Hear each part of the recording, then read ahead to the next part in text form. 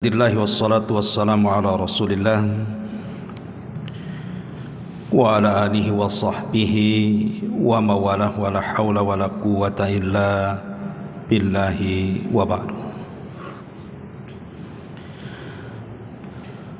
Alhamdulillah, segala puja dan puji hanya milik Allah subhanahu wa ta'ala. Salawat dan juga salam kita hadiahkan kepada Rasul kita Nabi besar Muhammad sallallahu alaihi wa ala alihi wasallam. Pembahasan di malam hari ini kita akan membahas 3 keutamaan masjid di dunia, karena masih ada erat kaitan dengan pembahasan pada minggu yang lalu bicara soal tragedi di Palestina. Maka kita akan membahas tentang keutamaan 3 masjid. Salah satunya adalah Masjidul Aqsa atau disebut dengan Al-Quds.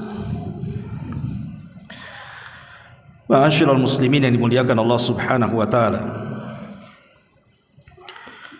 di dunia ini hanya ada 3 masjid yang dimuliakan Allah subhanahu wa ta'ala. Bukan berarti masjid-masjid yang lain tidak mulia, tetap ada kemuliaannya.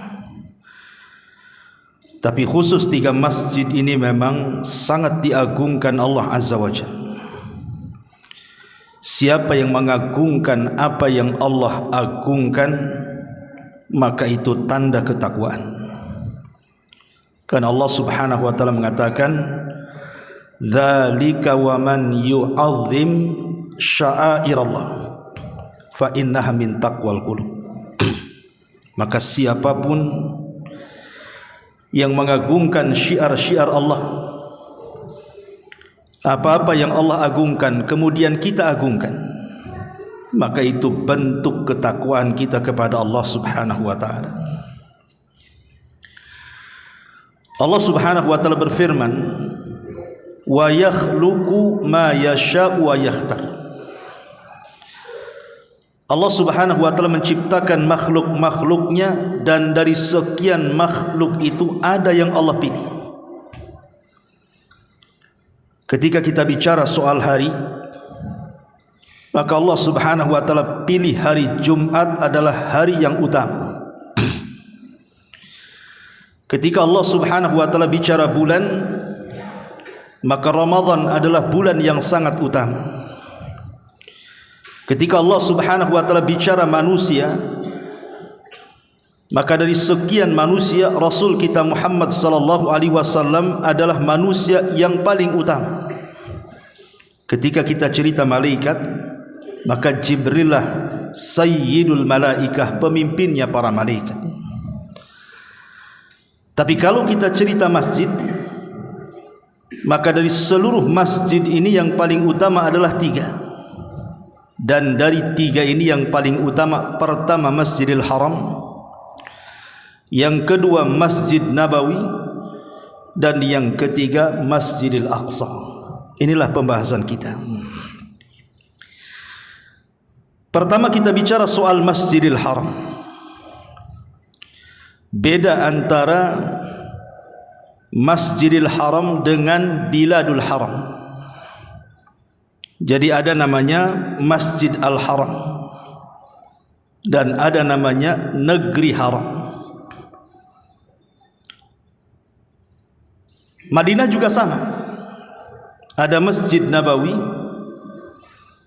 ada namanya Madinatul Haram. Kalau yang disebut dengan Masjidil Haram, ya maksudnya keharamannya itu hanya seputar masjid saja. Tapi kalau disebut Haramul Makkah, bahwa Makkah itu disebut negeri haram, maksudnya adalah dari beberapa sisi arah. Jadi dari Masjidil Haram ke Tan'im namanya, itu disebut Hududul Haram. kurang lebih antara 6 sampai 7 kilo. Kemudian dari Masjidil Haram ke arah Arafah, itu namanya hududul haram, batas-batas tanah haram juga, sekitar 16 kurang lebih kilo. Kemudian dari Masjidil Haram mengarah ke Hudaybiyah, itu juga termasuk hududul haram, dan ini yang paling jauh, sekitar 36 kilo kurang lebih.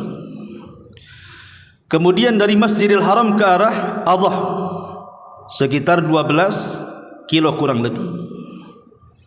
Makanya Mina termasuk haram, Ajiziyah termasuk haram, dan begitu seterusnya. Kenapa kemudian kita harus paham ada namanya Masjidil Haram, ada namanya tanah haram, hududul haram, batas-batas tanah haram. Begitu juga Madinah. Kalau Madinah ini dia hanya diarahkan ke, bukan ke daerah, yang penting kalau ke arah selatan, utara, timur atau barat sekitar 22 kilo, itulah disebut Haramul Madinah namanya. Pokoknya ke arah utara 22 kilo, kemudian ke arah selatan 22 kilo, kemudian ke timur 22 kilo, kemudian ke barat 22 kilo. Itu disebut batasan-batasan Haram Madinah. Kenapa kita harus paham nih? Ada namanya Masjidil Haram, ada namanya Haramul Makkah, batas-batas haramnya negeri Mekah. Karena ketika Nabi SAW bicara soal keutamaan salat, kata Nabi SAW, siapa yang salat di Masjidil Haram 1 kali salat, maka sama dengan 100.000 kali salat di masjid-masjid yang lain. Apakah pahala 1 kali salat itu yang sama dengan 100.000 kali salat di masjid-masjid yang lainnya, termasuk Masjid Muhajirin di sini, hanya berlaku di Masjidil Haram saja? Ataukah berlaku di semua masjid yang penting tidak keluar dari batas-batas haram? Paham di sini? Ya. Berarti kalau seandainya masjid-masjid yang tidak keluar dari batas-batas haram tadi, kan banyak berarti masjidnya, bukan Masjidil Haram saja. Yang penting dia tidak terkeluar dari batas-batas haram kan. Yang tadi saya katakan, ada dari Masjidil Haram ke Tan'im, ada ke Hudaybiyah, ada ke Arafah, ada ke Adhah gitu ya. Maka di sini terjadi silang pendapat. Jumhurul ulama, mayoritas para ulama mengatakan bahwa keutamaan 1 kali salat sama dengan 100.000 kali salat itu berlaku di semua masjid haram. Jadi bukan Masjidil Haram saja, tapi masjid-masjid yang tidak keluar dari tanah-tanah haram, sama pahalanya. Dan ini pendapat mayoritas para ulama. Walaupun ada sebagian kecil para ulama yang mengatakan tidak, bahwa keutamaan itu hanya di Masjidil Haram saja. Tapi pendapat yang kuat wallahu alam, bahwa keutamaan salat 1 kali sama dengan 100.000 kali salat itu berlaku di semua masjid. Tidak mesti Masjidil Haram, tapi masjid-masjid yang berada di tanah haram, selama dia tidak keluar dari batas-batas haram, maka pahalanya sama. Disinilah makanya kita harus paham batas-batas haram, karena ini juga berkaitan dengan masalah miqat. Miqat itu kalau antum umrah kan diambil dari miqatnya. Banyak ada istri antum haid, kemudian tidak bisa umrah ketika datang karena harus selesai dulu haidnya kan begitu. Maka selesai haid, maka antum dari Masjidil Haram cari batas-batas haram, entah ke Tan'im miqatnya, kemudian baru umrah. Adapun khusus Madinah, maka pendapat yang kuat bahwa solat 1 kali di Masjid Nabawi sama dengan 1.000 kali solat di masjid-masjid yang lainnya, itu hanya berlaku di Masjid Nabawi saja, dan tidak berlaku di masjid-masjid yang keluar dari tanah haram Madinah. Kenapa? Karena hadisnya Nabi SAW menunjukkan apa? Masjidi masjidku. Ketika Rasulullah SAW mengatakan masjidku, berarti hanya dibatasi masjidnya saja, yang memiliki pahala 1 kali solat sama dengan 1.000 kali solat. Tapi Masjidil Aqsa bukan tanah haram. Ingat, Masjidil Aqsa bukan tanah haram, tapi tanah yang disucikan gitu saja. Dan pendapat yang kuat, orang yang solat di Masjidil Aqsa, ada riwayat yang mengatakan 500 kali. Jadi sekali solat di Masjidil Aqsa sama dengan 500 kali solat di masjid-masjid yang lainnya. Itu satu riwayat.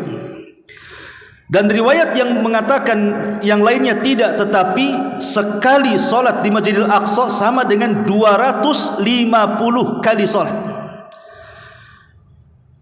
Adapun riwayat yang pertama dilemahkan oleh Syekh Albani.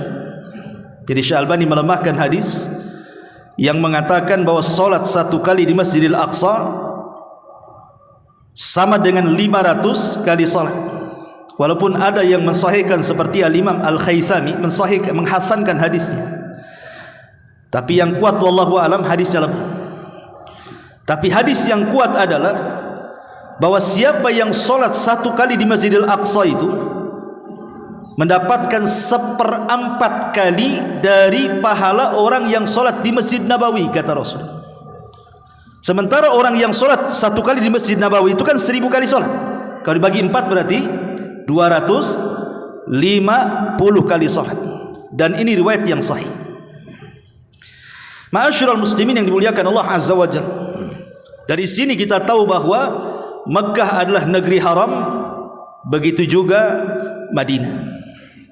Baik, ma'asyiral muslimin yang dimuliakan Allah Subhanahu wa taala, kita tahu bahwa negeri Mekkah adalah negeri yang pertama kali Allah diibadahi di situ. Tidak ada satu negeri di dunia pertama kali Allah diibadahi kecuali di negeri Mekah. Karena ketika Allah Subhanahu wa taala menurunkan Adam dan Hawa, kemudian dipisahkan, ada yang mengatakan Adam di Sri Lanka, ada yang mengatakan Hawa itu di Jeddah, kemudian berjumpa di Arafah. Kemudian keduanya bertobat kepada Allah Subhanahu wa taala dan mengatakan Rabbana zalamna anfusana wa illam taghfir lana wa tarhamna lanakunanna minal khasirin. Kemudian Allah Subhanahu wa taala menerima tobatnya. Barulah kemudian Nabi Allah Adam alaihi salatu wassalam bertolak ke Masjidil Haram yang sekarang menjadi Masjidil Haram. Kemudian di situ dia membangun Ka'bah. Dari sini kita tahu bahwa ada yang mengatakan Ka'bah itu yang pertama kali dibangun oleh malaikat.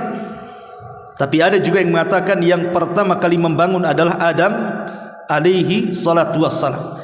Di tempat inilah pertama kali Adam beribadah kepada Allah.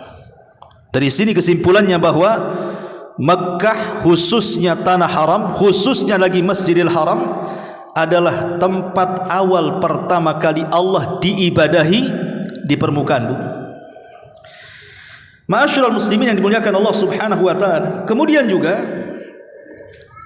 Allah Subhanahu wa taala berfirman dalam surah An-Naml menjelaskan keharaman, kemuliaan negeri Makkah Al-Mukarramah ini. Allah Subhanahu wa taala mengatakan, "Innama umirtu an a'budu rabb hadhil baldatil ladzi harramaha walahu kullu syai'in wa umirtu an akuna minal muslimin." Hanya saja aku diperintah, kata Nabi sallallahu alaihi wasallam, menyembah Tuhan negeri ini, maksudnya Mekah, yang dia telah menjadikan suci padanya dan segala sesuatu adalah miliknya. Artinya tanah yang pertama disucikan Allah Subhanahu wa taala di permukaan bumi adalah negeri Mekah. Itulah tanah pertama sejak diciptakan langit dan bumi. Tanah inilah yang pertama disucikan Allah Subhanahu wa taala, dan kesuciannya sejak saat diciptakan sampai hari ini, bahkan sampai kiamat dibangkitkan. Ini juga di antara keutamaannya. Ma'asyiral muslimin yang dimuliakan Allah Subhanahu wa taala. Makanya kalau kita lihat sebuah hadis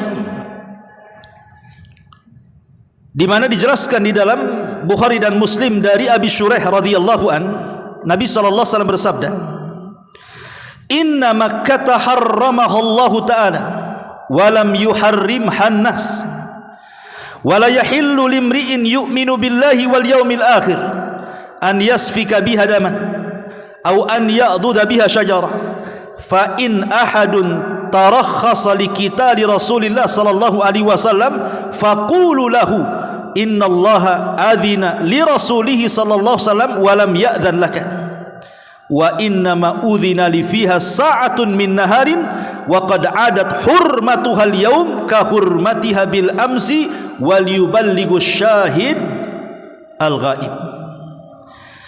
Nabi SAW mengatakan, sesungguhnya Mekah telah diharamkan Allah Subhanahu wa taala, artinya telah disucikan Allah dan tidak disucikan oleh manusia. Karena itu tidak halal bagi seseorang yang beriman kepada Allah dan hari akhir untuk menumpahkan darah di situ dan memotong pohon di sana. Jika ada orang yang bertanya kemudian beralasan dengan peperangan Nabi SAW, maksudnya ketika Fathu Mekah, kan Nabi SAW memerintahkan untuk membunuh beberapa orang yang tidak dimaafkan Nabi. Ada beberapa orang itu ketika Fathu Mekah tidak dimaafkan Nabi. Adapun secara keseluruhan Rasul memaafkan semuanya dan mengatakan idhabu fa antumut tulaqa, pergi kalian sudah kumaafkan. Tapi ada beberapa orang yang hanya dihitung dengan jari, tidak dimaafkan Nabi, dibunuh. Akhirnya dibunuh, sampai ada sebagian mereka yang bertelekan di kiswah Ka'bah tetap dibunuh karena atas perintah Nabi. Padahal di sini tidak boleh menumpahkan darah kan. Kalau ada orang beralasan kata Nabi SAW dengan peperangan Nabi SAW ketika Fathu Mekah, maka jawablah oleh kalian, sesungguhnya Allah telah memberikan izin kepada Rasulnya dan tidak memberikan izin kepada kalian, dan aku hanya mendapatkan izin sesaat di siang hari dari zuhur sampai ke asar saja. Rasul hanya dikasih izin itu saja, segitu bunuh, selepas itu tidak boleh lagi. Kemudian Rasul mengatakan, aku hanya mendapatkan izin sesaat di siang hari, hanya saja sekarang sudah disucikan kembali sebagaimana telah disucikan kemarin. Hendaklah orang-orang yang menyaksikan menyampaikan kepada yang tidak menyaksikan. Dari sini kita tahu bahwa Allah telah mensucikan negeri itu dan juga Nabi SAW. Kemudian secara umum Mekah ini adalah negeri yang aman, baik secara hissi atau maknawi.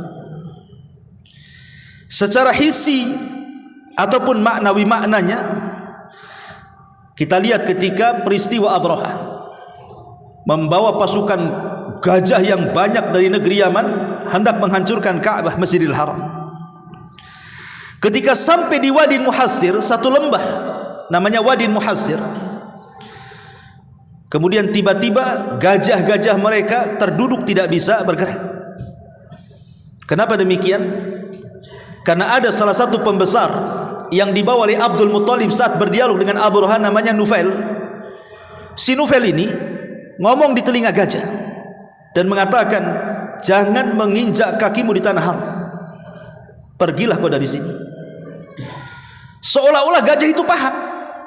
Makanya ketika Abraha memecut gajah itu supaya berdiri, nggak mau dia. Tetapi kalau diarahkan ke tempat lain, mau dia berdiri. Mau dia mau ke arah mana saja silahkan. Tapi kalau sudah ke arah Mekah, dia duduk lagi. Akhirnya kemudian Abraha pun marah dan meninggalkan gajah-gajahnya. Ketika hampir mereka hendak meninggalkan gajah-gajahnya, disinilah Allah Subhanahu wa taala kirim burung-burung ababil, burung yang tidak berakal, membela kehormatan negeri Mekah. Bayangkan, burung ini makhluk tidak berakal, tapi bagaimana burung-burung ini mampu mengagungkan Mekah? Tentu atas kuasa Allah Subhanahu wa taala dikirim itu menghancurkan Abraha dengan melempar setiap satu burung 3 batu.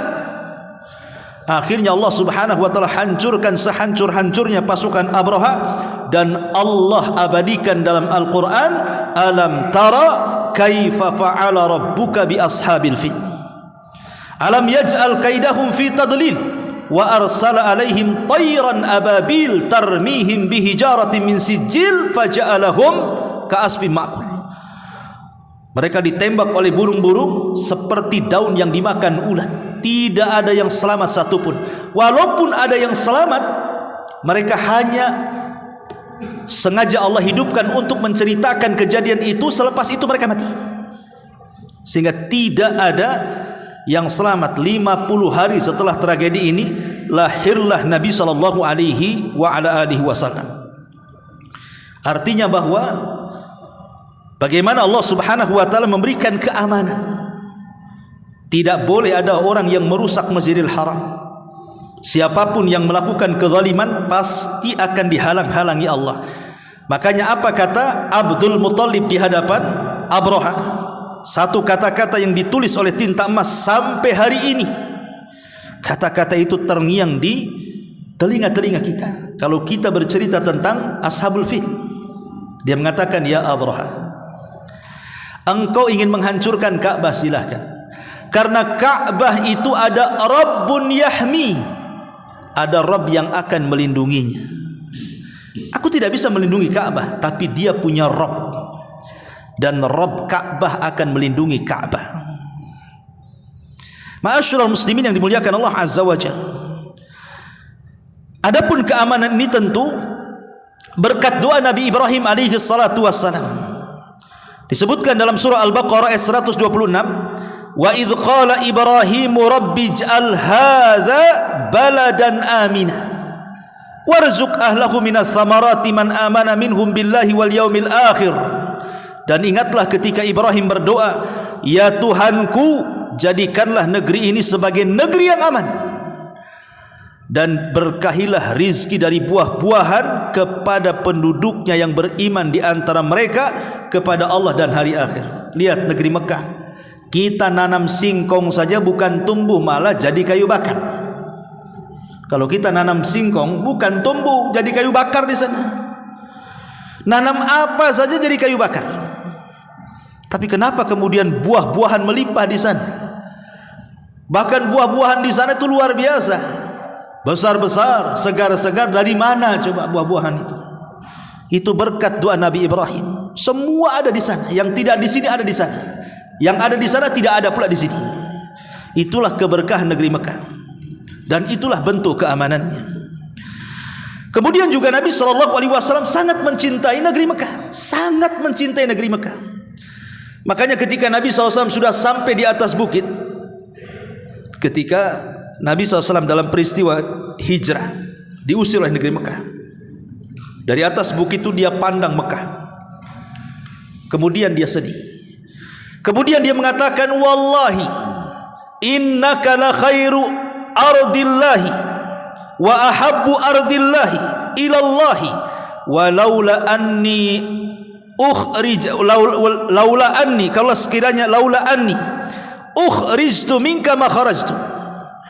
Demi Allah, kata Nabi SAW, wahai Mekah, engkau adalah sebaik-baik tanah Allah, bumi yang paling dicintai Allah.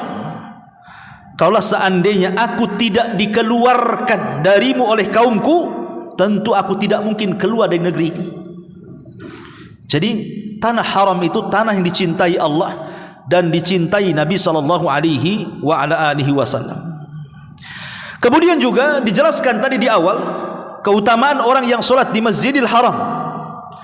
Kata Nabi SAW, salatu fil Masjidil Haram afdal mimma siwahu minal masajid bi mi'ati alfi salatin.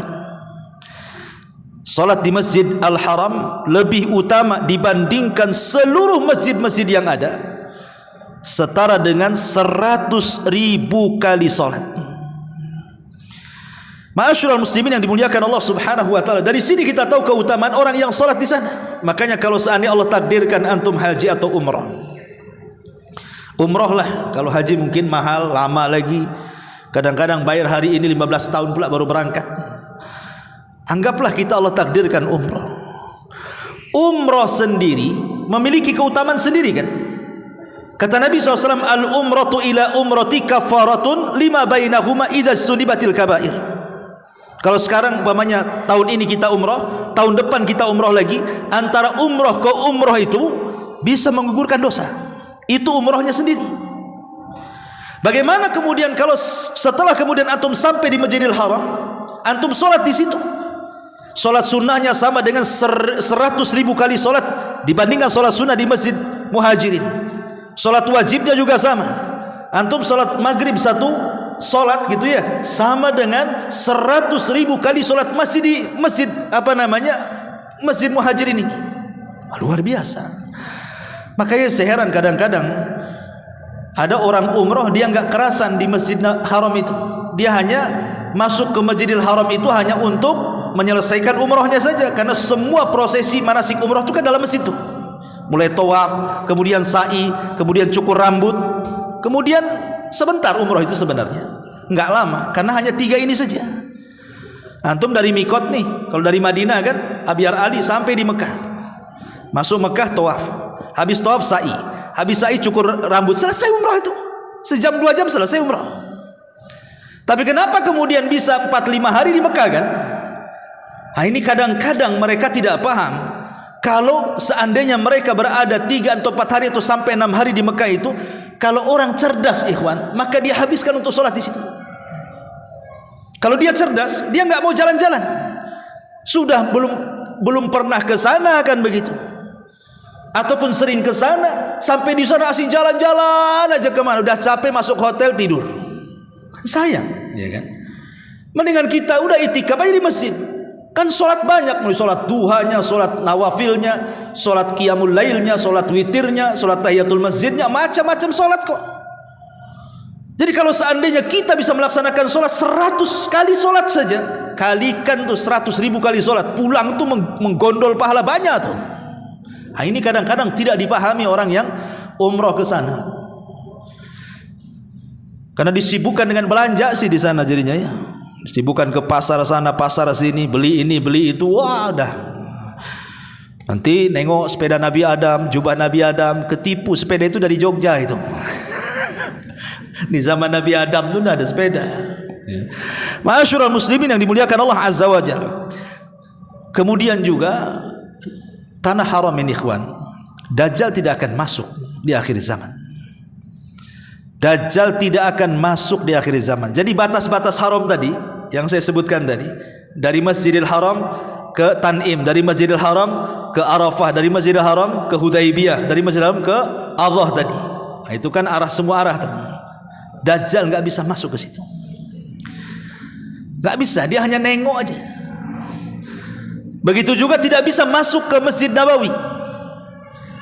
Ya. Jadi 22 km dari Masjid Nabawi ke arah barat, timur, utara dan selatan, Dajjal nggak bisa masuk.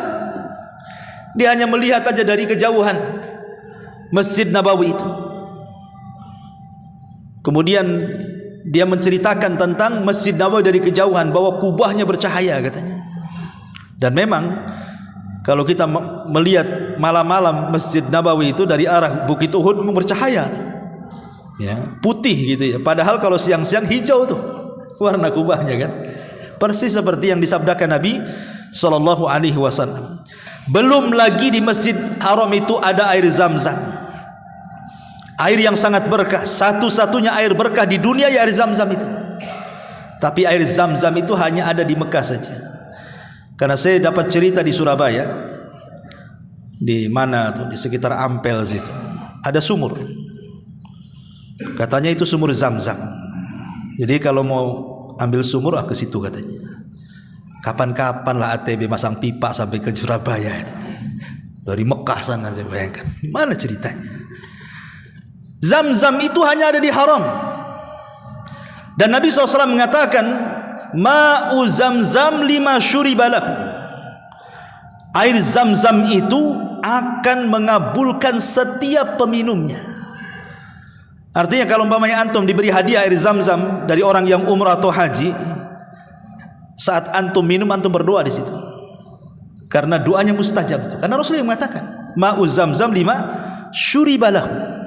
Orang yang minum air Zam-Zam itu kemudian kita berdoa, maka akan mengabulkan siapapun peminumnya. Ma'asyiral muslimin yang dimuliakan, belum lagi di situ ada Hajar Aswad, satu di antara 4 makhluk yang dulunya di sorga kemudian ke dunia. Hajar Aswad itu dulunya putih, Hajar Abyad, tapi karena dosa kesyirikan yang dilakukan penduduk Mekah maka menjadi hitam, maka disebut Hajar Aswad sampai hari ini. Dan disunnahkan untuk mencium setiap kali tawaf. Di situ ada makam Ibrahim, di situ ada Safa dan Marwah. Jadi banyak sekali keutamaan yang ada di Masjid Al-Haram itu. Yang jelas bahwa Masjidil Haram adalah masjid yang kalau kita berniat mengunjunginya maka berpahala. Kata Nabi SAW, la tushaddur rihal illa ila thalathati masajid. Tidak boleh melakukan safar dalam rangka ibadah kecuali di 3 masjid. Salah satunya Masjidil Haram, kemudian Masjidku, dan Masjidil Aqsa. Kalau antum safar ke 3 masjid berpahala selama perjalanannya. Kemudian juga bahkan dikatakan di dalam Al-Qur'anul Karim, negeri Mekah itu negeri termasuk di dalamnya Masjidil Haram adalah negeri yang menjadikan sumpah di dalam Al-Quran. Banyak Allah bersumpah dengan negeri haram. Seperti Allah mengatakan, la uqsimu bihadzal balad, aku bersumpah dengan negeri Mekah. Kemudian wa hadzal baladil amin, dan ini adalah negeri yang penuh dengan keamanan, sehingga para ulama sampai mengatakan induk semua kota satu dunia itu ya di Mekah itu, makanya disebut Ummul Qura. Di sana ada Universitas Ummul Qura. Apa sih Ummul Qura itu? Ummul Qura itu induk dari semua kota. Satu dunia itu kota banyak lah, induknya itu di Mekah itu. Disebut Ummul Qura, ya. Ma'asyiral muslimin yang dimuliakan Allah Azza wa Jalla. Bahkan Allah Subhanahu wa taala memberikan arahan kepada Nabi Ibrahim alaihi salatu wassalam untuk membangun Ka'bah. Artinya Ibrahim itu bukan membangun dari asas, tidak. Asasnya sudah ada, pondasinya sudah ada. Karena saya katakan tadi, ada yang mengatakan yang pertama membangun Nabi Adam, ada yang mengatakan malaikat. Artinya pondasinya sudah ada. Sehingga Ibrahim itu hanya menaikkan saja bersama Ismail. Kemudian setelah selesai membangun Ka'bah itu, maka Allah Subhanahu wa taala katakan, wa adzin fin nasi bil hajj. Kau serukan manusia, suruh haji ke tempat ini. Kata Ibrahim, ya Rabb, tidak mungkin aku harus berjalan ke arah timur, barat, utara, selatan. Mustahil memberi manusia suruh haji ke sini. Maka Allah mengatakan, tidak perlu kau berjalan ke arah itu. Kau cukup menyerukan dengan suaramu, aku yang akan menyampaikan suaramu ke hati-hati seluruh manusia, katanya. Dan itu mukjizatnya Ibrahim. Maka Ibrahim berseru haji, maka suara Ibrahim dihantarkan oleh Allah ke seluruh dunia di zaman itu dan masuk ke hati-hati manusia, sehingga Allah mengatakan tahwi ilaihi, dibuat manusia cinta untuk berkunjung ke Ka'bah dan tidak akan pernah bosan. Enggak akan pernah bosan. Tanya orang umrah, pasti ingin umrah lagi. Tanya orang haji, pasti ingin haji lagi. Tapi kalau kita safar ke negeri-negeri yang lain bosan. Ya. Yuk kita ke sana, saya sudah pergi ke sana, ke tempat lain aja lah, kan begitu. Tapi kalau ke sana tidak, karena Allah yang menanamkan itu dalam hati kita. Ma'asyiral muslimin yang dimuliakan Allah Azza wa Jalla. Makanya di situ juga ada perintah yang salah satu dari 5 rukun Islam, haji, diperintahkan ke mana? Ke Mekah sana.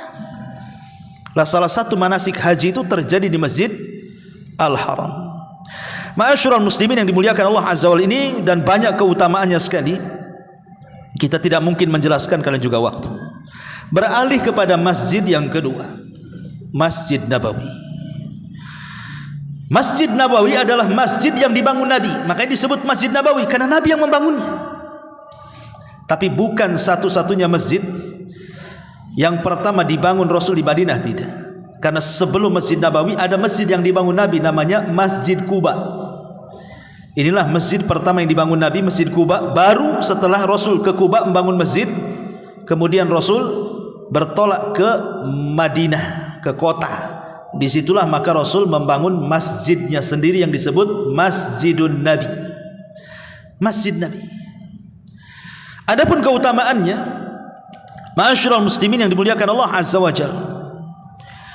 Pertama, Allah Subhanahu wa taala mengatakan dalam surah At-Taubah, la masjidun ussisa 'ala taqwa min awwali yaumin ahaqqu an taquma fi.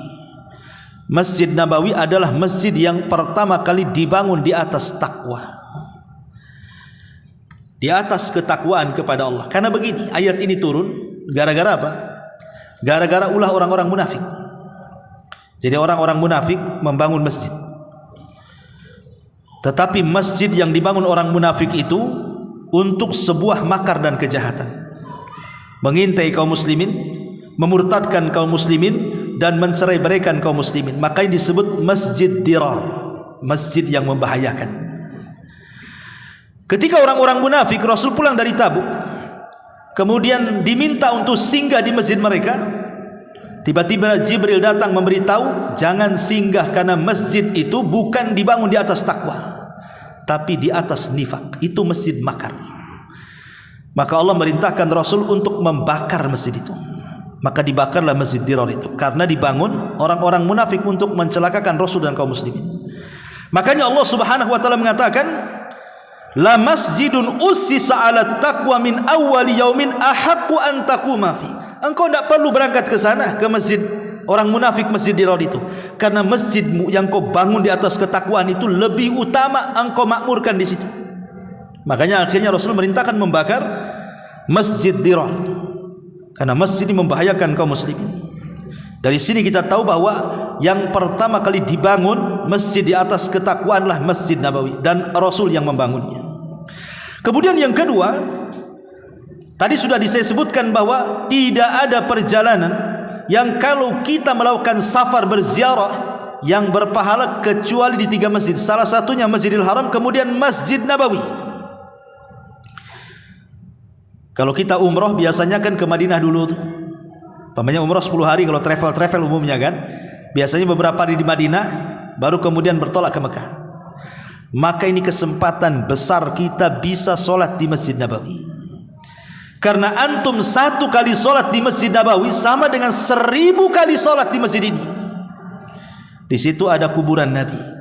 Kita bisa berziarah ke kuburan Nabi, kemudian mengucapkan salam. Di situ ada kuburan Abu Bakar, ada kuburan Umar, dan sebelah Masjid Nabawi ada Masjid Baqi, kuburan para sahabat. Kita bisa melihat kuburan para sahabat.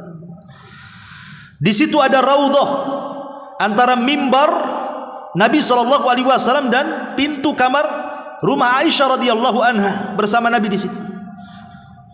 Dan kalau kita bisa berdoa di raudhah, itu tempat yang mustajab. Karena disebut raudhah, disitulah taman-taman surga. Ma'asyiral muslimin, kata Nabi SAW, ma baina baiti wa mimbari raudhatun min riyadil jannah wa mimbari ala haudi. Antara rumahku dan mimbarku, kata Rasul, ada taman dari taman-taman sorga, dan mimbarku di atas telagaku. Jadi nanti kalau hari kiamat dihancurkan bumi ini, ya, sudah tidak ada lagi bumi yang kita pijak, sudah dirubah bentuknya oleh Allah Subhanahu wa taala. Maka letak telaga Rasul itu adalah di atas mimbar Nabi yang dulunya pernah jadi mimbar. Disitulah telaga. Dan setiap Nabi punya telaga, dan setiap umat Nabi akan datang ke telaga nabinya masing-masing. Termasuk kita akan datang ke telaga Rasul. Tapi ada yang diusir di situ. Ketika Rasul mengatakan, itu umatku, biarkan mereka minum wahai Rasul. Kata Rasul, tidak. Kata Allah, tidak, jangan mereka biarkan minum.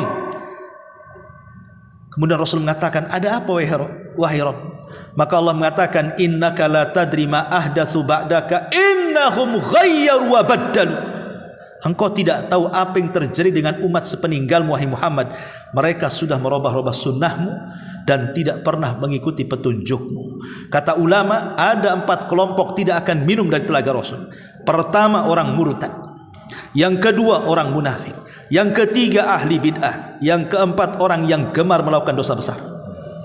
4 kelompok tidak akan minum dari telaga Nabi. Nauzubillah. Ma'asyiral muslimin yang dimuliakan Allah Subhanahu wa taala. Kemudian juga ada hadis Nabi SAW mengatakan, man jaa masjidi hadha lam ya'tihi illa li khairin yata'allamuhu aw yu'allimuhu fahuwa bimanzilatil mujahidina fi sabilillah. Siapa yang datang ke masjidku ini, Masjid Nabawi, dia tidak hendak datang kecuali untuk kebaikan, imma belajar atau imma mengajar, maka kedudukannya sama dengan para mujahid di jalan Allah. Makanya kalau antum di Masjid Nabi ada taklim para masyayikh, duduk di situ. Ya, duduk mendengarkan. Ustaz, saya tidak paham bahasa Arab, tidak apa-apa, dengerin aja lah kan. Bukan nggak ada ruginya duduk di majelis taklim. Minimalnya kita mendapatkan pahala bahwa orang yang duduk di majelis taklim itu kita akan diberikan ketenangan, akan diberikan rahmat, malaikat akan mengepak-ngepakkan sayapnya, seluruh makhluk yang ada di bumi mendoakan supaya dosa kita diampuni. Minimalnya kan begitu kalau kita duduk di Masjid Salim kan. Kayak antum di sini. Minimalnya ngantuk-ngantuk enggak apa-apa lah kan gitu. Yang penting hadir, karena kalau sudah hadir ini banyak berkah pulang. Di antaranya dosa-dosa kita diampuni. Kata Rasul, "Qumu maghfuran lakum." Berdiri bubar kalian, karena dosa kalian sudah diampuni. Hanya sekedar duduk saja sudah diampuni dosa kita. Belum lagi dapat ilmu pengetahuan yang bisa kita amalkan dan kita dakwahkan lagi. Kemudian juga kata Nabi SAW, "Man shalla fi masjidi arba'ina salatan la tafutuhu salatun illa kutiba lahu bara'atu minan nar wa bara'atu minal adhab wa bari'un minan nifaq." Siapa yang salat di masjidku ini 40 salat, kemudian la tafutuhu salatun, dan dia terus-terusan 40 kali salat itu, maka dia terlepas dari neraka, terlepas dari azab, terlepas dari sifat-sifat munafik. Dan banyak lagi keutamaan Masjid Nabawi. Dan yang terakhir, Masjidil Aqsa. Al-Bukhari wa Muslim dalam kedua sahihnya meriwayatkan sebuah hadis dari Abi Dzar Al-Ghifari radhiyallahu anhu. Kata Abi Dzar Al-Ghifari, "Qultu ya Rasulullah, wahai Rasul, ayyu masjid wudhi'a fil ardil awal?" Rasul, masjid yang pertama dibangun itu masjid apa? Maka kata Rasul, Al-Masjidil Haram, Masjidil Haram.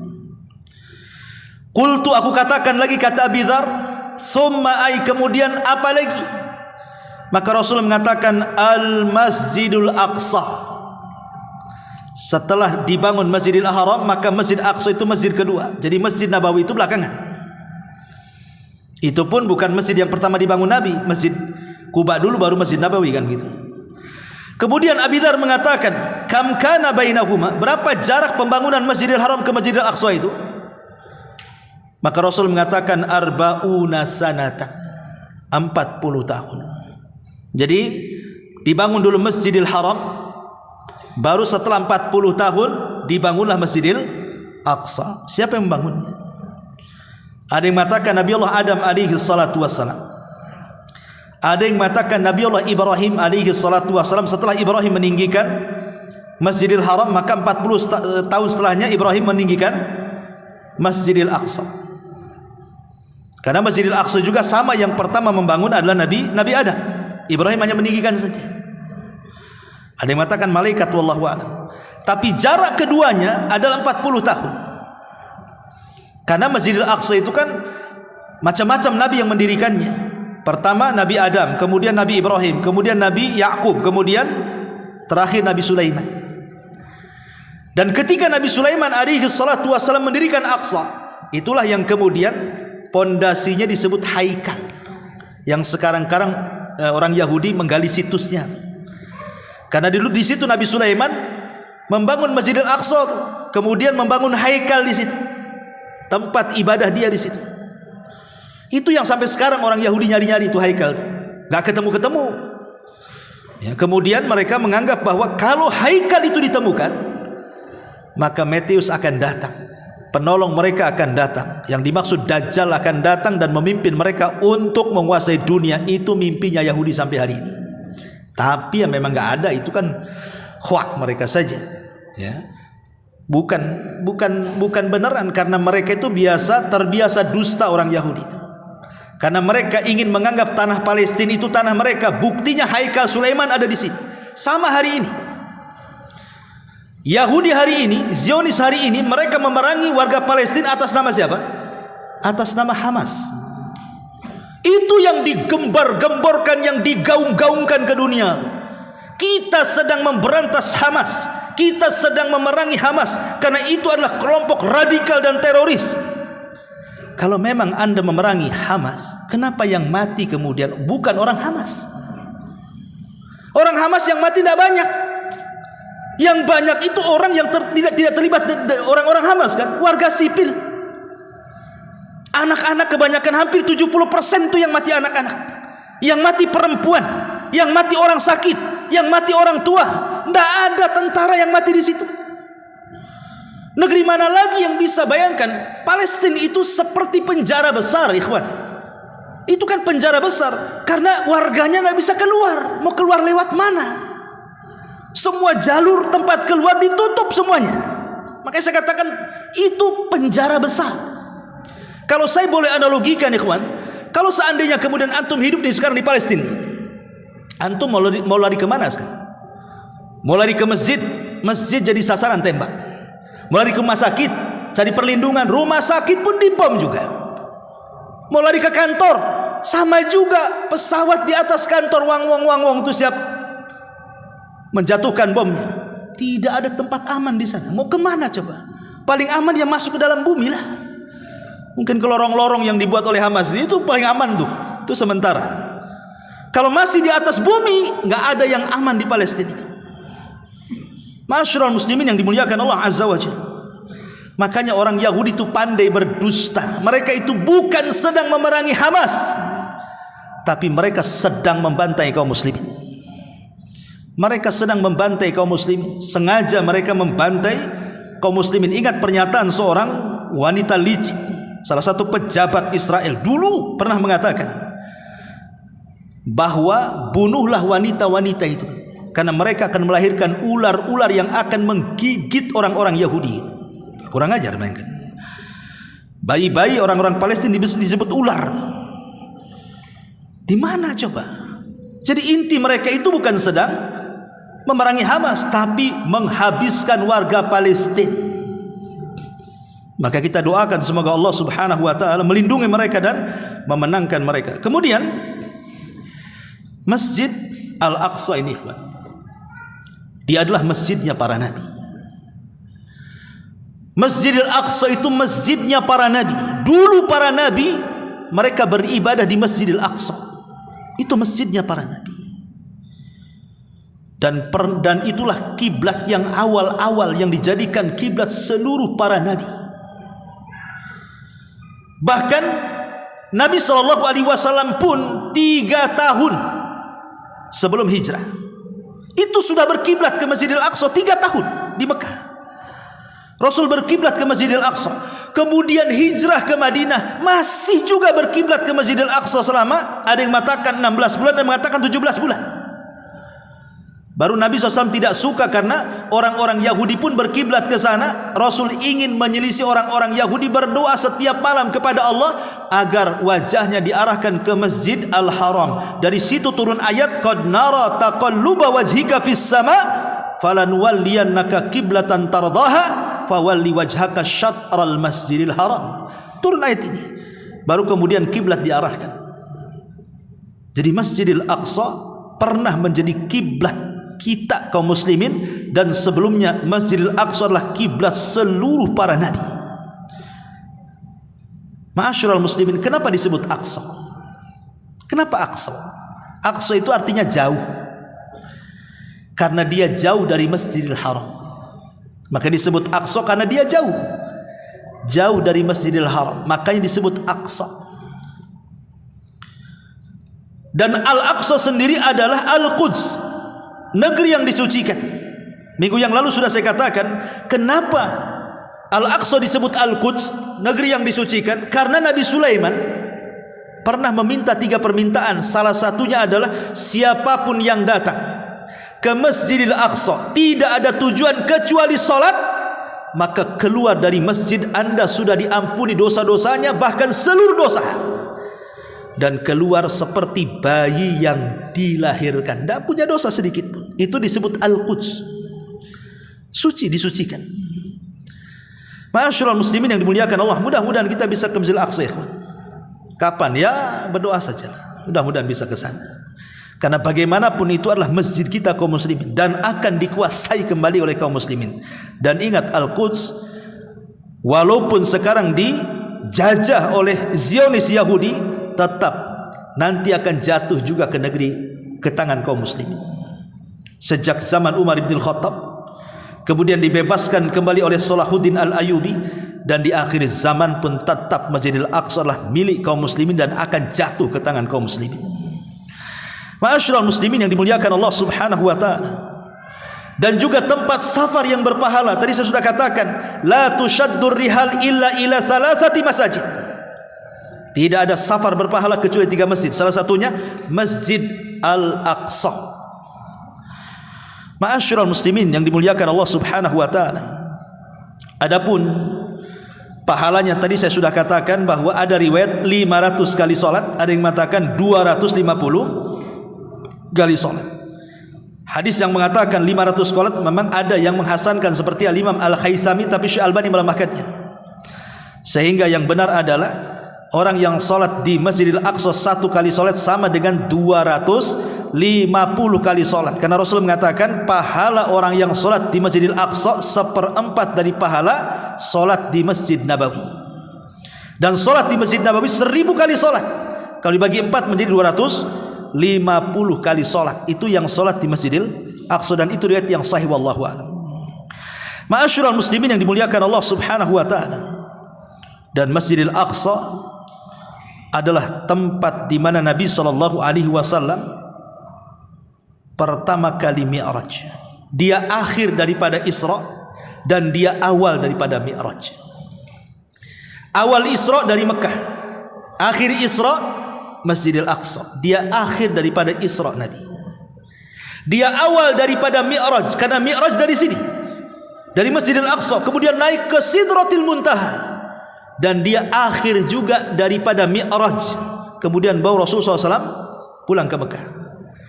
Dan Nabi SAW sempat mengimami di masjid ini, Masjidil Aqsa, di mana makmumnya seluruh para nabi, untuk membuktikan bahwa itulah estafet dakwah seluruh para nabi dibebankan kepada Nabi sallallahu alaihi wasallam. Makanya Nabi sallallahu alaihi wasallam menjadi akhirul anbiya'i wal mursalin. Dia akhir daripada seluruh para nabi dan rasul yang meneruskan estafet kenabian dan kerasulan nabi-nabi sebelumnya, dan disempurnakan dengan Nabi sallallahu alaihi wasallam, innama bu'ithu liutammima makarimal akhlak. Aku diutus oleh Allah untuk menyempurnakan akhlak. Bukan mengajarkan akhlak, menyempurnakan. Artinya akhlak itu sudah diajarkan oleh nabi-nabi sebelumnya, tapi sebagai penyempurnanya adalah Nabi sallallahu alaihi wasallam. Bahkan di masjid inilah tujuan Nabi Musa hijrah. Kenapa Nabi Musa alaihi salatu wasallam memboyong Bani Israel dari Mekah, dari Mesir sana, harus melewati berbagai macam rintangan, termasuk dikejar-kejar Firaun. Tujuannya adalah ke Masjidil Aqsa, Al-Quds. Itu tujuan Nabi Musa. Tapi Allah takdirkan Musa tidak pernah sampai di situ. Kenapa demikian? Karena Bani Israel sejak dulu umat pembangkang. Membangkang kepada Nabi Musa, tidak mau berjihad. Karena kalau masuk ke Masjidil Aqsa itu, ke Al-Quds itu, harus melewati kota tertua di dunia namanya Ariha. Dan Ariha itu sudah ada manusia namanya Kan'aniyun. Orang-orang yang besar-besar badannya, keturunan Ad, orang Arab. Artinya orang Arab yang pertama kali hidup di Palestina, bukan orang Yahudi. Mereka tidak mau berjihad. Bahkan mereka mengejek Nabi Musa dan mengatakan, idhab anta wa rabbuka faqatila inna hahuna qa'idun. Kalau kau perang sana berdua, ajak Tuhanmu, kami duduk-duduk di sini. Sejak itulah mereka diazab oleh Allah, tidak bisa keluar dari padang pasir 40 tahun. Sampai wafatnya Harun di situ, Musa juga wafat di situ. Lalu siapa yang berhasil masuk ke Al-Quds? Pembantunya Musa, namanya Yusha ibn Nun. Itulah yang kemudian membawa pasukan pemberani setelah wafatnya pasukan para pengecut. Lahir generasi para pemberani. Yusha ibn Nun inilah yang memimpin perang sehingga bisa memasukkan tujuan Bani Israel sampai ke Al-Quds. Itu pun mereka kurang ajar di Al-Quds. Kata Nabi Yusha alaihi salam, kalian masuk sudah menang perang nih melawan orang-orang Kan'aniyun. Apa kata Yusha? Masuklah dengan cara menundukkan kepala. Katakan hittatun. Hitta itu artinya Allah ampuni dosaku. Mereka malah membelakangi Masjidil Aqsa, Al-Quds, dan mereka mengatakan hintatun. Disuruh mengucapkan hittah diganti dengan hintah. Hito itu artinya Allah ampuni dosaku. Hito itu artinya Allah kasih makan aku, katanya. Kan kurang ajar. Disuruh minta ampun malah minta makan. Bani Israel, orang Yahudi itu memang begitu. Ya. Ma'asyiral muslimin yang dimuliakan Allah Azza wa Jalla. Bahkan Nabi SAW pernah menghabarkan tentang kemenangan di Al-Aqsa. Karena nanti di akhir zaman di Al-Quds, di sini tempat kekuatan kaum muslimin. Dan dari sini pula keruntuhan orang-orang kafir Yahudi. Ma'asyiral muslimin yang dimuliakan Allah Subhanahu wa taala, dan dari sini pula ardul mahsyar. Disinilah di mana akan menjadi tempat berkumpulnya manusia sebelum kiamat. Disinilah manusia akan kumpul, dan disitulah awal daripada kiamat besar dibangkitkan oleh Allah Subhanahu wa taala. Ma'asyiral muslimin yang dimuliakan Allah Azza wa Jalla, di antara, dan ingat, Dajjal pun dalam hadis yang dikeluarkan Imam Ahmad dalam musnadnya dari hadis Janadah Ibn Umayyah Al-Azdi, dia mengatakan Dajjal pun tidak akan bisa masuk ke Masjid Aqsa. Kata Rasul SAW, ada 4 tempat masjid yang tidak mungkin Dajjal masuk di situ. 4 masjid Dajjal nggak akan masuk di situ. Pertama Masjidil Haram, yang kedua Masjid An-Nabawi, yang ketiga Masjid Tur, dan yang keempat Masjid Al-Aqsa. 4 masjid tidak akan dimasuki Dajjal pada hari kiamat. Ma'asyiral muslimin, dan juga kehancuran Ya'juj wa Ma'juj, juga mereka dihancurkan dekat dengan Al-Quds. Jadi ketika Ya'juj wa Ma'juj dikeluarkan, benteng Dzulqarnain itu dihancurkan Allah, karena sudah takdirnya di akhir zaman mereka harus keluar. Maka Ya'juj wa Ma'juj ini akan memerangi di luar rasnya. Mereka makhluk perusak. Mereka hanya membawa fitnah merusak, lain dengan Dajjal. Dajjal itu fitnah agama. Beriman dengan aku atau kubunuh. Kalau beriman, Dajjal akan kasih apapun keinginan kita, disenangkan hidupnya, asal ikut Dajjal. Tapi Ya'juj wa Ma'juj fitnahnya cuma satu, membantai, membunuh. Siapapun di luar rasnya dibantai, dibunuh, bahkan dimakan juga itu bangkainya, kanibal. Sehingga mereka sombong karena jumlah mereka banyak.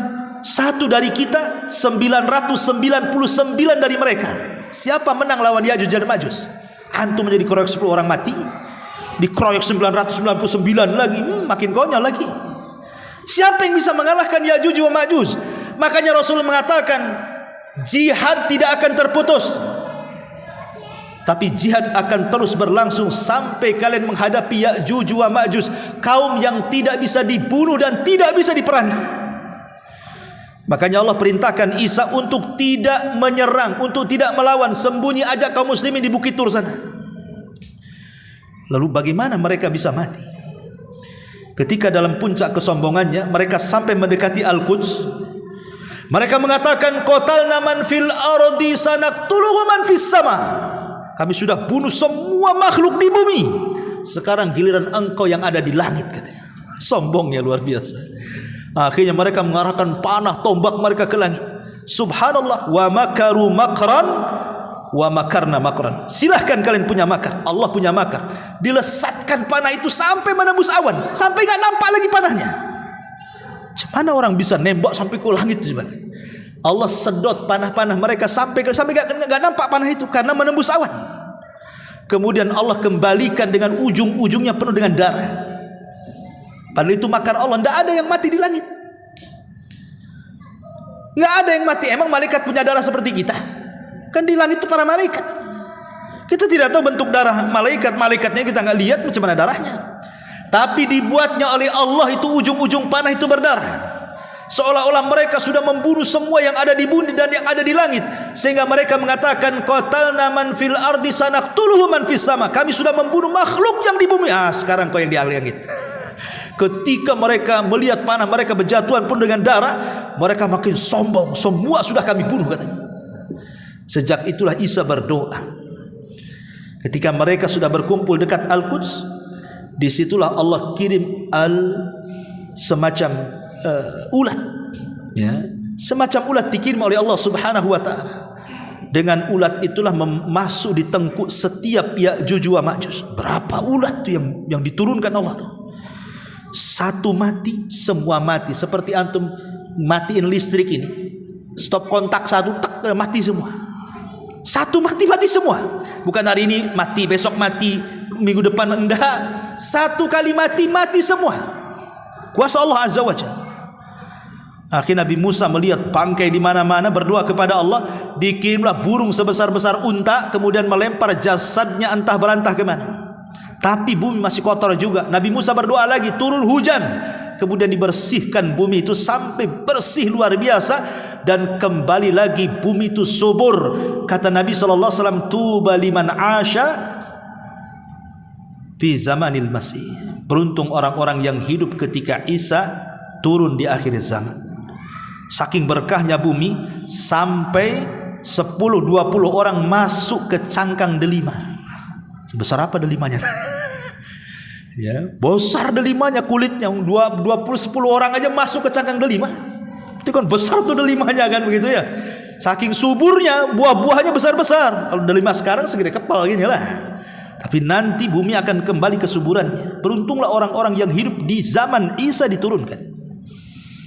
Tapi itu sudah di akhir zaman. Kalau tidak kuat iman, jangan boleh jadi kita tidak ngikut Isa, jangan-jangan ikut Dajjal pula kita. Ya. Ma'asyiral muslimin yang dimuliakan Allah Subhanahu wa taala, inilah di antara keutamaan Masjidil Aqsa.